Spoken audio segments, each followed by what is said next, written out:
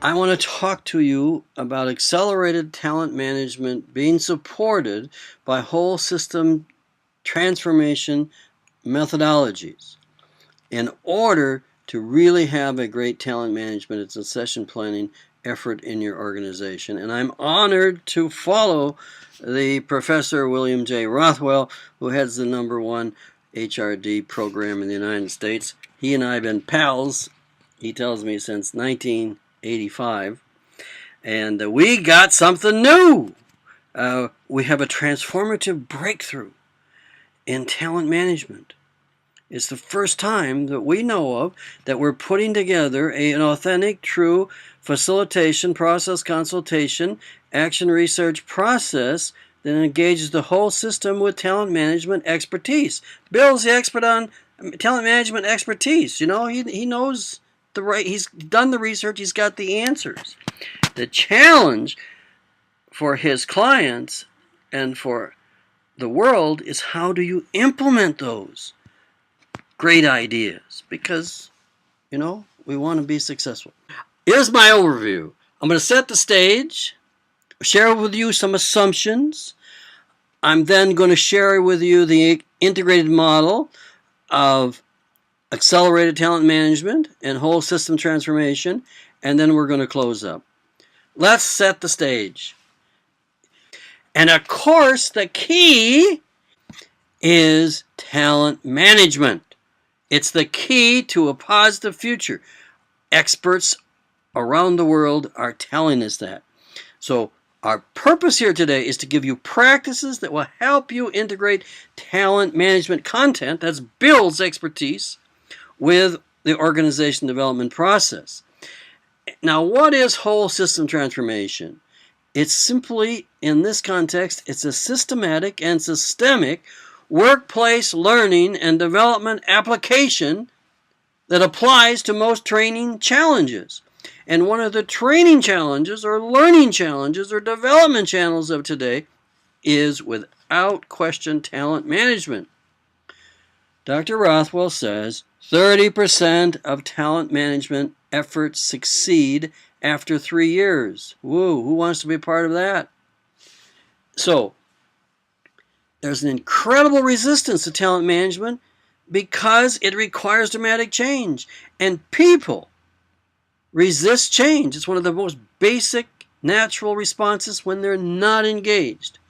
And so we absolutely believe that the use of talent management, research, and expertise with the application of whole system transformation, engagement, and involvement practices will increase the talent management process significantly. That's why Bill calls it accelerated talent management. And so using the two can give your country a leg up. Next, assumptions. You want to be a hero by accelerating and rooting talent management long term, right? Number 2, Bill, you've heard and you have Bill's best practices at hand. And then we need to help you be committed to the classic internal change agent role to facilitate the process. This is not HR. This is not training and development. There's much written about there about the distinction and the differences. Many people think they're all the same. They're not. And we also assume that the executive team will vigorously be involved in some way or another in all phases of the work, and that you must start with and continue to use an enterprise-wide assessment that will give you the state of the situation so that the talent process can adjust to it. And you need to be ready to start to learn how to work in large groups. Like I just told the group in Cebu, you know, at the 39th ARTO conference, that start with 30, then 40, then 50. That's what I had to start with when I was in my early 20s. And now I've been up to 1,500 because there's so much energy. We get to the people. Everybody hears the same message. Okay? The barriers, the borders are broken down between top management, middle management, and bottom management. And so also it's assumed that there's going to be hard and soft measurements around the process. They need to be integrated into the entire effort. But remember what my mentor, Kathy Dannemiller, will say. If you need to measure you've just failed, it should be so obvious to you that there's success.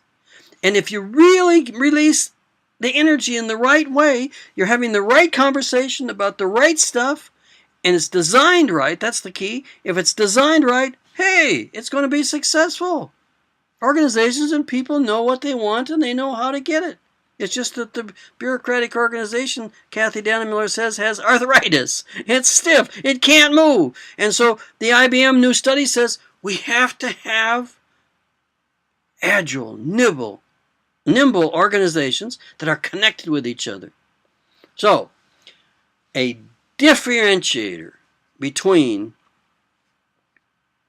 everything else that's going out there and what we're doing is that we integrate the basic priority business conversations about the business results that then in return inform the talent management practice that needs to be developed.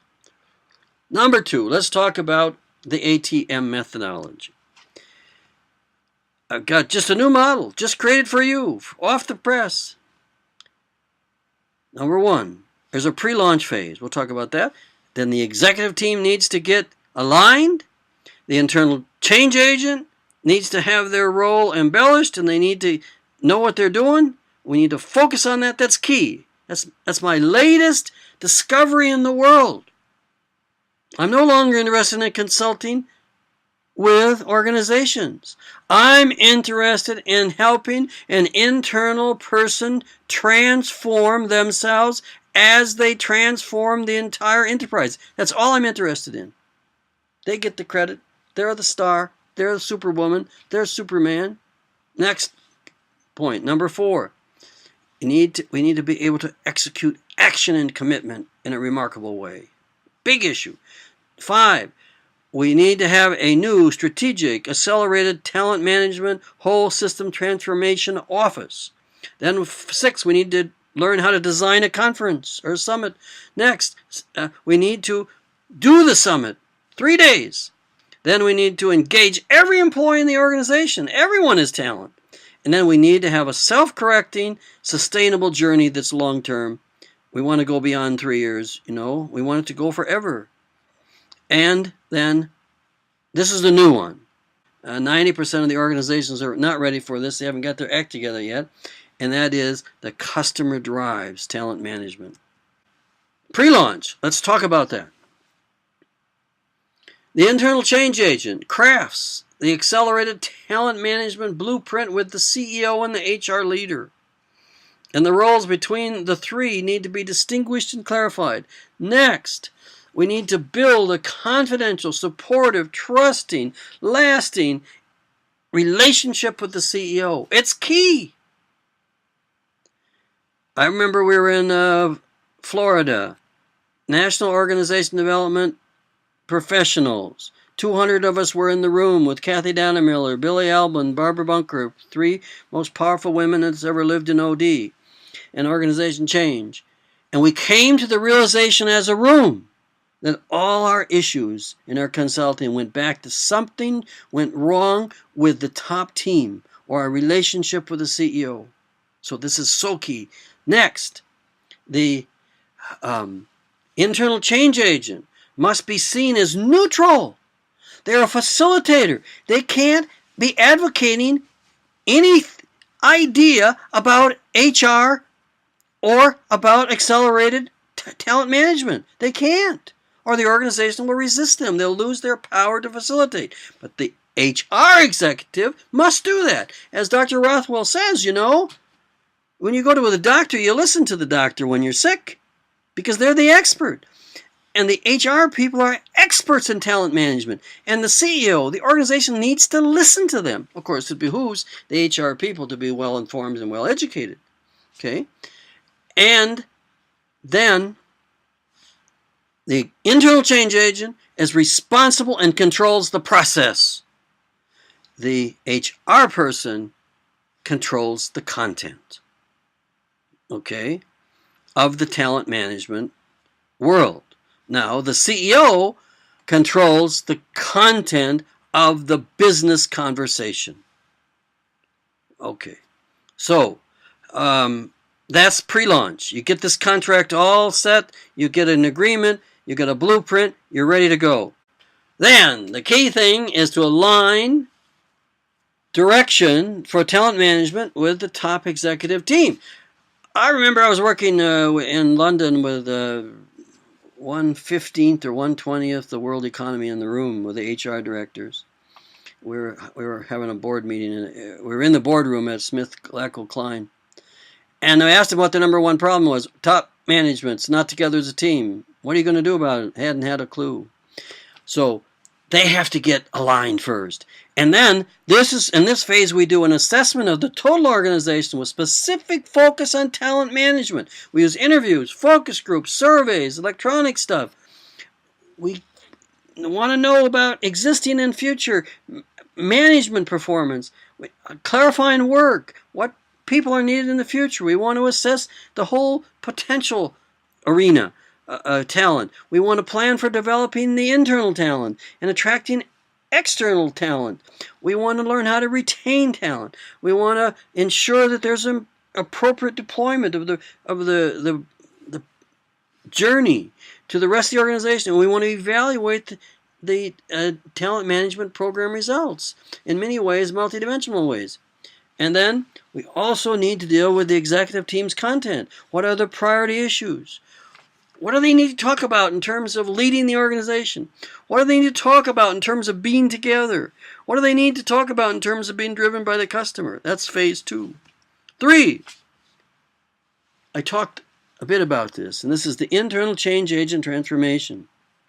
I figured out the key to success in organization change is the capability and the relationship that the internal change agent has in the organization. So what we need to do is we need to first set up those political relationships so there's commitment and support. And they probably should not, ideally, report to the HR person because they're controlled by the HR person. They have to please them. And then they can't be neutral. They need to report, ideally, as in Boeing, to the CEO. Okay? And they must model learning and change more than anybody else in the organization.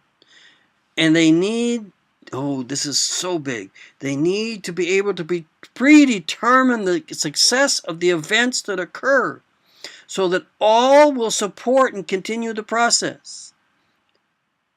That's my number one consequence. My number one competency that Bill and I worked on, since '85. And I think Dr. Worley from Pepperdine threw it out of our list, Bill. In any case, it's to predetermine the consequences of the intervention before you do it. You don't do the intervention until you're absolutely 120% sure, and the people that you're working with are sure that it's going to succeed. Next, the internal change agent has to consult and be the process consultant. Bill talks about this over and over in his writings, what he learned from Shine about process consultation. Expert consultation doesn't work, Shine said the first time he ever published this. People need to be engaged. They need to create it themselves. Because the external people, McKinsey, they don't know what's going on in the organization. So many stories about that. And so really another thing they do is what Bill loves to do, and that is they need to institute action research, principles and practices through the process. Number 4 is to execute action and commitments. And they need here maybe to tap project management expertise. Now I'm aware of my time, so I've got some slides that you may see me looking at here. I'm going to provide these to you, and I'm going to go through the rest of it at a very fast pace and high level. The 5th one is there needs to be a strategic accelerated talent management whole system transformation office set up. That's outside the hierarchy. They advise the executive team. No one should have a better pulse of the whole system talking honestly in a room than them. Okay? And they review the entire plan and replan and so forth. They're facilitated by the, internal change agent. You got the top head of HR there, and or the top head of talent management. They may not be the same. Top technology person, blah, blah, blah. Then it's designing the conference. Oh! That's so important. The only time I believe in consensus in my life is that the group I'm working with, they designed the conference. You can't do it alone. You have to have a max mix of the organization to design a conference of 3 days. And you don't leave the team to go and start the conference until you're absolutely sure to the point that you're going to get transformation and it's all going to work. Then you do the big meetings. Start small, get big. Sometimes you do 1, 2, 3, 4, 5. Company Allstate spent $6 million on this process. Out of it, they can document $96 million change on the bottom line. Plus, their organization effectiveness department was created. Now they have 21 people. I mean, that's what's going. That's success from a summit. Next, we want to engage every employee in the organization. Now, what Allstate did is they went off and they had groups of 50 to 200 in every function, just one day. Because the critical mass had shifted and was all for the change, then the other people went in positive, they liked what they were seeing, and so forth, and so they supported it. And there's so many ways to engage people today with social media and technology and all that. And number 9, it needs to be a self-correcting, sustainable journey. It succeeds past 3 years. You got to get better and better. I had a situation the other day where they were doing their 4th year of summits, and I wasn't there. And they said, Roland, we all just agreed that we had our best ever. Well, how do you think that makes me feel? It makes me feel great that their summits were better without me. They said, well, your spirit was with us. And I said, well, how did you know? Well, he says, you helped us have these green and red signs, 8 by 11 pieces of paper we could hold up. We agreed with something, it was green. When we thought we didn't like it, it was red. And so the CIO got up in front of it at the end, last minute, he says, how many believe we've just had the best summit in the history of our organization? Every single hand went up green. That's how we know. So the caterpillar becomes the butterfly. And it becomes a journey. And it's integrated into the organization. Now some of you are saying, oh, I can't do that. Well, I'm just telling you where I think you should start putting your, aligning your sailboat to this direction. You're going to see, I'm starting to see it already now on LinkedIn, enterprise system change, enterprise organization change. Well, Bill and I, we have a book title by that. But people are starting to pick it up because they're understanding the whole system has to be engaged or it doesn't work. Okay? And customer then drives talent management, but I don't think the world is ready for that. Only a few companies. So this is all dedicated to my friend Kathy Dannemiller. And I have some PowerPoints here for you, and I've got a link to the last interview that she's ever done. She passed away when Bill and I were working with her almost every week. And we were writing a book on whole system change. And we were interviewing, by Bill's students at Penn State, we're interviewing the top, best large group consultants in the world. You know, kind of, they know who they are, and we'd go from one to the other and get a group. And then she passed away. So this is dedicated to her, but this was her dream. I want you, sitting in that chair, to learn how what I do and do it 100 times better than I was able to do it. Because now you have technology. You've learned a lot. You can read this, learn the lessons from the books and so forth, and you can start practicing and you can do it. And so, I want to close with this quote. The big consulting firms sell you fish. The HR community attempts to teach the organization how to fish. The internal change agent facilitator facilitates organization change and learning so that the conditions are right, the culture is right, for each person to catch their own fish. I am hearing today that culture is eating strategy for lunch.